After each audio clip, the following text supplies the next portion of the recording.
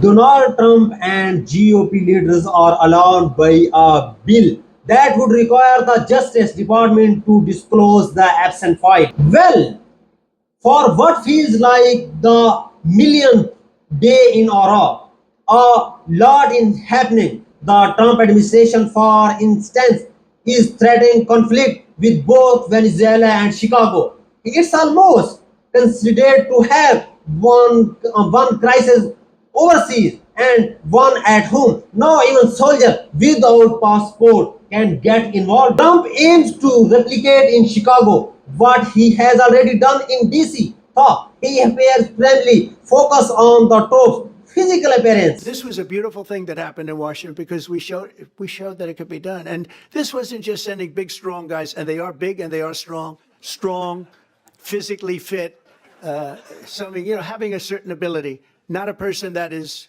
woke and got the job through woke, but wasn't strong enough to lift a gun out of the holster, et cetera, et cetera. No, I looked at the police. As you know, last week I went over, we had a meeting with, there had to be 300 people, and they were all very impressive looking. Whether you are woke or not, you have to admit that if a soldier is not physically strong enough to shift a gun from a holster, that's serious issue. Honestly, who does he thinks is filling these soldier roles? Sheldon. He was too weak to carry a bazooka, so instead they gave him a bazinga.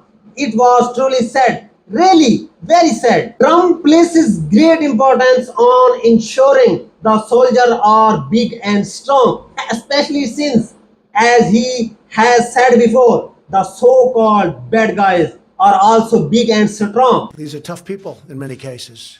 A lot of young men, strong men. It's actually mostly young men and a lot of rough people. When you look at that caravan and you look of largely very, big percentage of men, young, strong. He sounds like a Long Island mom trying to set up her daughter on a date. Honey, you are going to love him. He is doctor. He is young. He is strong. But of course, that's not the only big strong man montage. In Trump's cartoon world, everyone is big and strong. The good guys, the bad guys, and the ones who came up to him to tell him how awesome he is. A strong man came up to me, tough kind of a guy, and said, I want to thank you, Mr. President, for saving our country. And he had tears coming down his eyes. Men that were tough and strong, they'd see me, their tears coming down their eyes. A man came up to me and he was crying. Strong man, big, tough guy, but he was crying. It's like Trump knows he is not big and strong himself.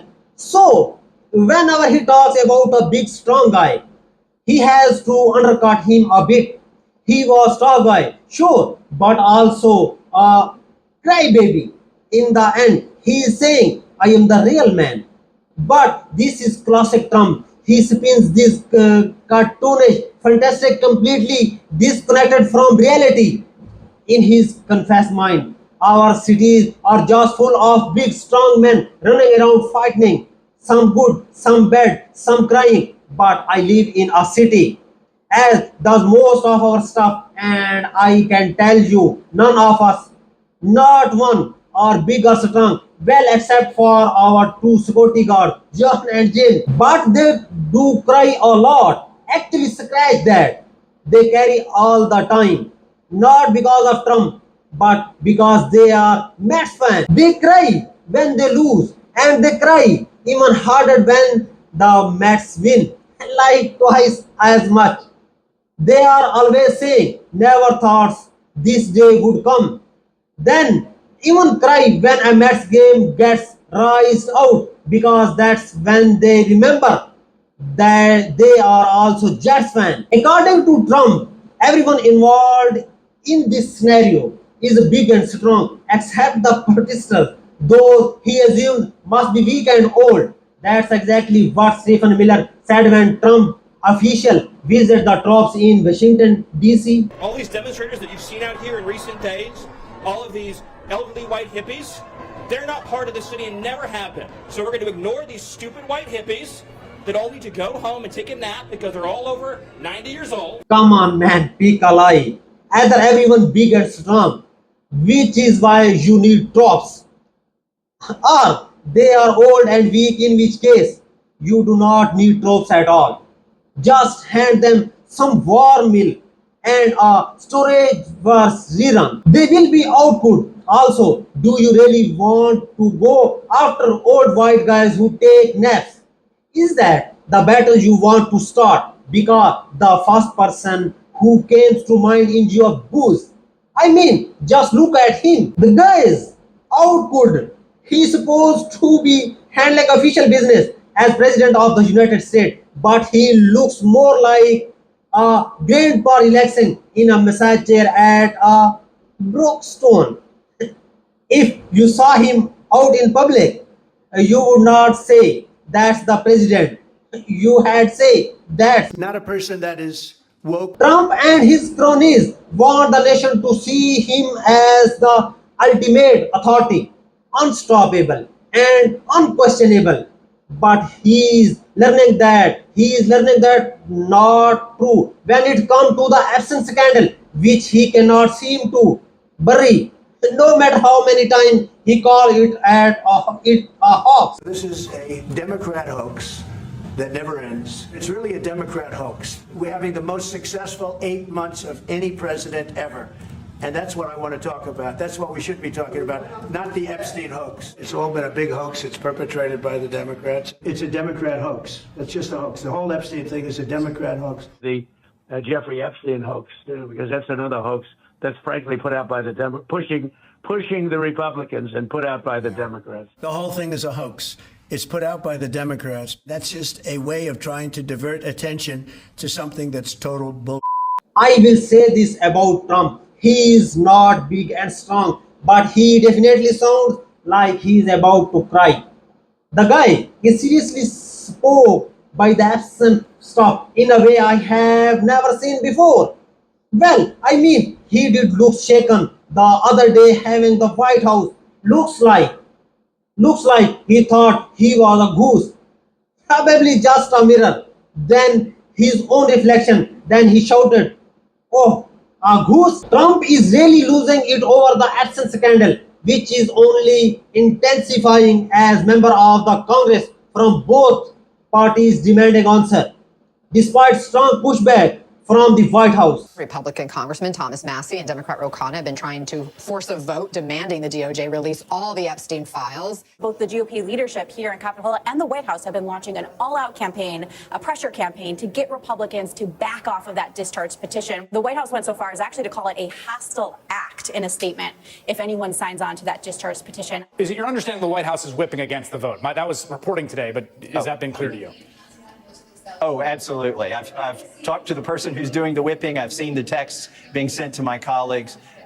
They are trying very hard to keep this from getting the requisite number of signatures to force the vote. Man, I wonder what's in those next messages. Do not vote for this bill, or we will send big strong men to your house and not the crying kid.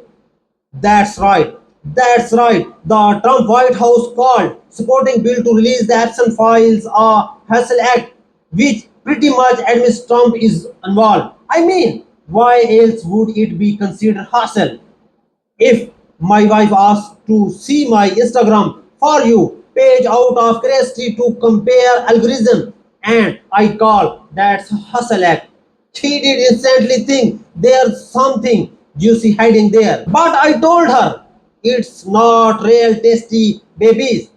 It's just AI model. So it's fine because that's just computer stuff and you cannot be mad about computer stuff. Trump is afraid to release the files because his name is in them. His own attorney general has told him as much. And today, members from both parties joined absent to demand greater transparency. Jeffrey Epstein's accusers joining lawmakers on Capitol Hill today calling for more transparency in this case. 10 of Jeffrey Epstein's accusers are demanding the release of all of the Justice Department's Epstein files. The truth is, Epstein had a free pass. He bragged about his powerful friends, including our current president, Donald Trump, It was his biggest brag, actually. And his biggest brag forever was that he was very good friends with Donald Trump. He had an 8x10 framed picture of him on his desk with the two of them. They were very close. And 8 by 10. That's a huge frame. I do not even splurge on 8 by 10 from my kids' school photos. This is like discovering they were so close that Jeffrey Epstein even had a coffee mug with the two of them on it. Epstein must have been pretty proud of that friendship.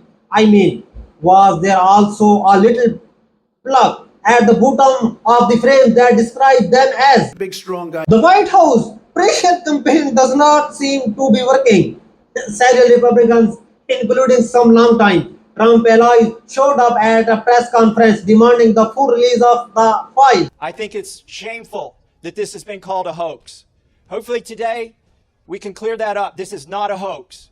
This is real. It's grieved me to watch the arguments and debates take place among my colleagues and even the administration. The truth needs to come out, and the government holds the truth. Wow, can you imagine how Trump's going to react when he finds out one of his closest allies in Congress is backing what his own administration labeled a hustle act?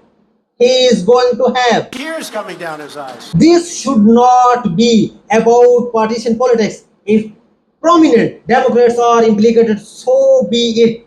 Everything needs to be come out, no matter the party. In fact, the only one turning this into a partisan issue is Donald Trump. He keeps insisting it's all a hoax, and Democrats invented the Epstein file just to target him, making things only worse. He is digging the hole deeper and deeper.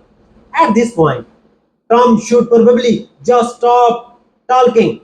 Maybe he should. Go home and take a nap. These are deep analysis.